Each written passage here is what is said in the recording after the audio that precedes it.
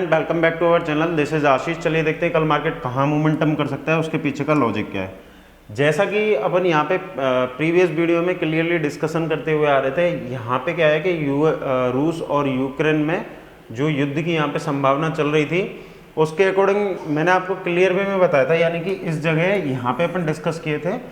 कि अगर यहाँ पे इस तरीके का कोई भी यहाँ पे रेंज बनता है या बहुत ज़्यादा गैप अप गैप डाउन होता है, उस सिचुएशन में कोई भी प्रेडिक्शन लगाना बहुत मुश्किल होता है। किसी कारणवश में 2-3 दिन वीडियो डाल भी नहीं पाया था, बाद में फिर बहुत ज़्यादा वॉलेटिलिटी हो रही थी, यानी कि gap up gap down open हो रहा था। तो उस सिचुएशन में क्या है कि अपन ने यहाँ पे उस सिचुएशन में क्या है कि चार्ट प्रॉपर तरीके से काम नहीं करता है, क्योंकि पूरा मार्केट सेंटिमेंट के हिसाब से चलता है। अगर एक न्यूज़ फ्लैश होती है तो उसका इम्पैक्ट मार्केट में देखने के लिए मिलता है। बट अगर अपन देखें कि यहाँ पे अपन ओपन हुए थे यानी कि 2 दिन पहले, तो यहाँ से अपन ने एक अच्छा खासा नीचे की साइड में यहाँ पे ट्रेंडिंग मार्केट यानी कि डाउन ट्रेंड में अपन ने यहाँ पे एक अच्छा खासा मार्केट देखा। आई होप कि यहाँ पे आपने भी अच्छा खासा प्रॉफिट किया होगा, जो कि मैंने आपको यहाँ पे वीडियो जरूर नहीं बनाया था, लेकिन टेलीग्राम चैनल में पर्टिकुलर आपको यहाँ पे कॉल्स रिकमेंड करी थी। बट अगर अपन उसके बाद का यहाँ पे सिचुएशन देखें तो रिसेंटली यहाँ पे बैंक निफ्टी ओपन होता है, यानी कि करीब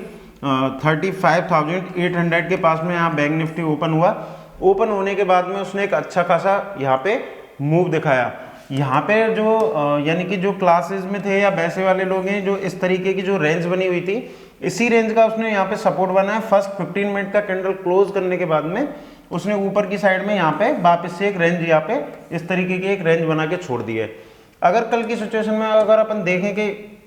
बैंक निफ्टी को किस तरीके से ट्रेड कर सकते हैं, तो यहाँ पे एक सिंपल सा ये है कि अगर बैंक निफ्टी यहाँ पे बहुत ज़्यादा गैप अप ओपन होता है, यानी कि मैंने आपको बताया था कि अगर बाय द वे बहुत ज़्यादा गैप डाउन ओपन हो जाता है, तो ये जो गैप क्रिएट होते हैं, जैसे कि यहाँ पे ये गैप था, तो ये इसको फिल करने के बाद में इसने यहाँ पे करेक्शन दिया। बट यहाँ पे ये वाला जो गैप बना हुआ है, उसको 1 दिन में फिल करे या 4 दिन में फिल करे, फिल जरूर करने आता है। तो अगर अपन कल की सिचुएशन में देखें कि कल अपन को किस तरीके से ट्रेड करना है, तो सबसे इंपॉर्टेंट चीज़ हमारे लिए ये होगी कि अगर by the way bank Nifty बहुत ज़्यादा गैप अप ओपन होता है, यानी कि अगर यहाँ पे देखें 400 से 500 पॉइंट अगर वो गैप अप ओपन हो जाता है,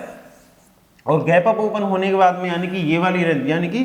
37,400 इसके आसपास अगर कहीं पे भी ओपन होता है, वहाँ पे आप एक चांस सेल करने का ले सकते हो। बिकॉज उसके पीछे का एक रीज़न है। अगर चार्ट को यहाँ पे आप छोटा करके देखेंगे तो आपको यहाँ पे प्रॉपर समझ में आएगा, जो कि मैं अभी आपको चार्ट पे यहाँ पे प्रॉपर समझा देता हूँ। यहाँ से ऊपर से एक पर्टिकुलर यहाँ पे एक ट्रेंड लाइन आ रही है, ठीक है। तो यानी कि 37,200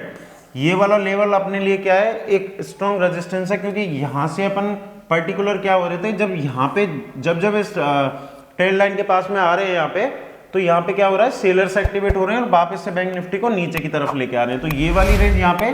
बनी हुई है। अगर ये कल बाय द वे इस वाली रेंज में यहाँ पे ओपन हो जाता है, तो आप एक चांस यानी कि 37,450 का स्टॉप लॉस लगा के यहाँ पे इसको एक चांस यहाँ पे सेल का ले सकते हो। अगर बहुत ज़्यादा गैप अप ओपन होता है तो उस टाइम पे आपका जो स्टॉप लॉस होगा 70 to 80 पॉइंट का वहाँ पे स्टॉप लॉस डाल के वहाँ पे ट्रेड कर सकते हो। दूसरा अपन यहाँ पे एक सिचुएशन भी अपन को देखनी होगी कि मार्केट में किस तरीके की न्यूज़ आ रही है, क्या हो रहा है, उस चीज़ को अपन को ध्यान में रखते हुए ट्रेड करना है। क्योंकि कभी भी कोई भी न्यूज़ फ्लैश हो जाती है, उसका इम्पैक्ट सीधा मार्केट पे होता है और आपको पता भी नहीं लगता। वहाँ पे आपको स्ट्रिक्टली एसएल के साथ में ही वहाँ पे काम करना है बस। बट अपन अगर 15 मिनट के चार्ट में यहाँ पे देखें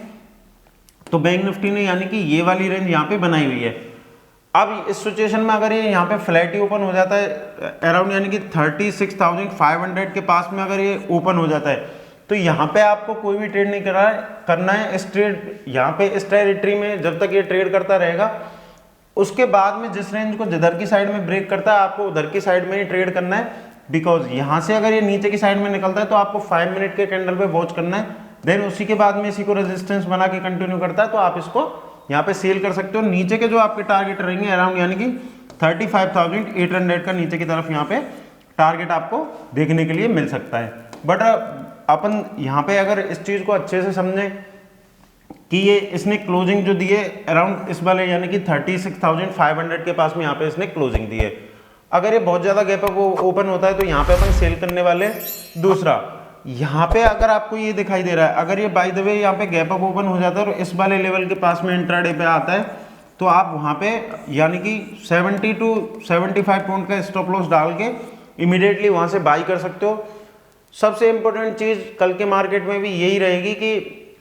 रूस और यूक्रेन के बीच में कोई भी देश ना आए वहाँ पे, ठीक है। अगर वहाँ पे कोई भी देश कूद पड़ता है बीच में तो मार्केट यहाँ पे नीचे की साइड में वापस से यहाँ पे ट्रेवल करने लग जाएगा। बट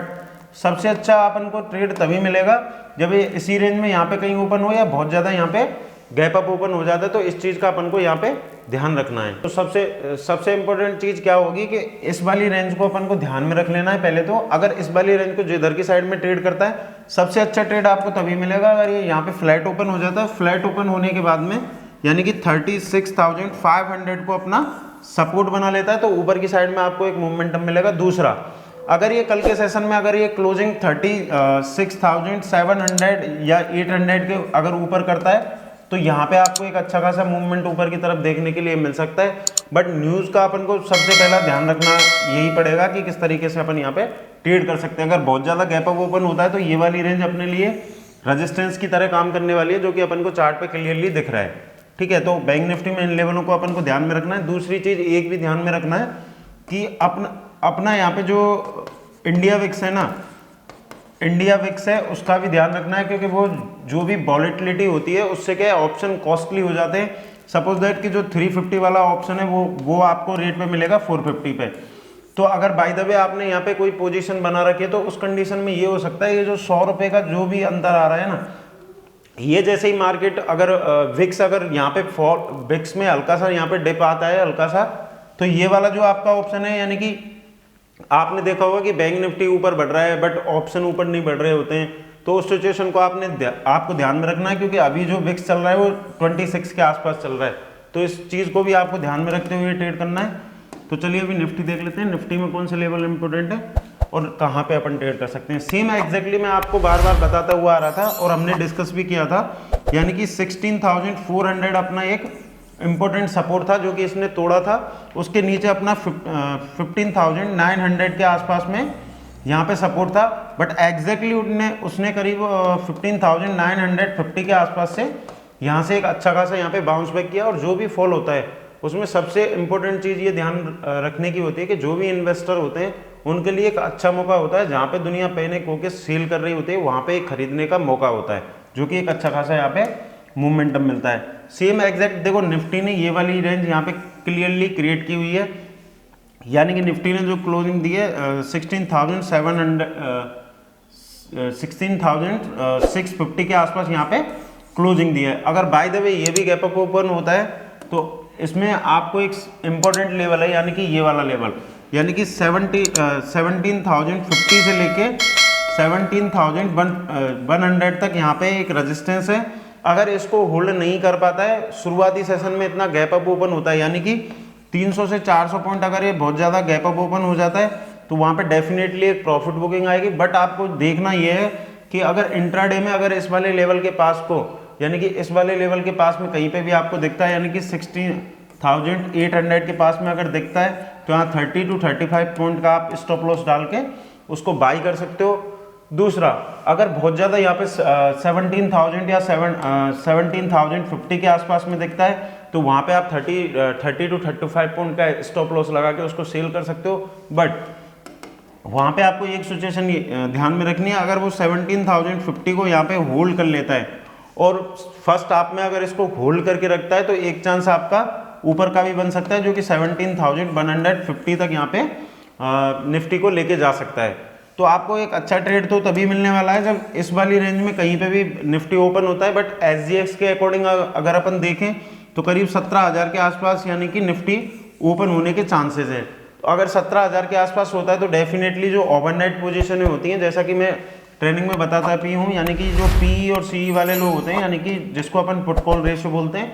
उस सिचुएशन में एक चीज़ हो सकती है कि अगर ये बाय द वे यहाँ पे ओपन होता है तो ओवरनाइट वाले जितने भी लोग होते हैं उनको एक इनिशियली स्टेज पे प्रॉफिट मिल रहा होता है। बट जो फ्रेश बाई करने वाली, यानी कि इतना गैप अप ओपन देख के जो लोग बाइंग में जाते हैं वो रिस्क पे आ जाते हैं, बिकॉज ये जब प्रॉफिट बुकिंग करते हैं मार्केट नीचे की तरफ ट्रेवल करता है, बट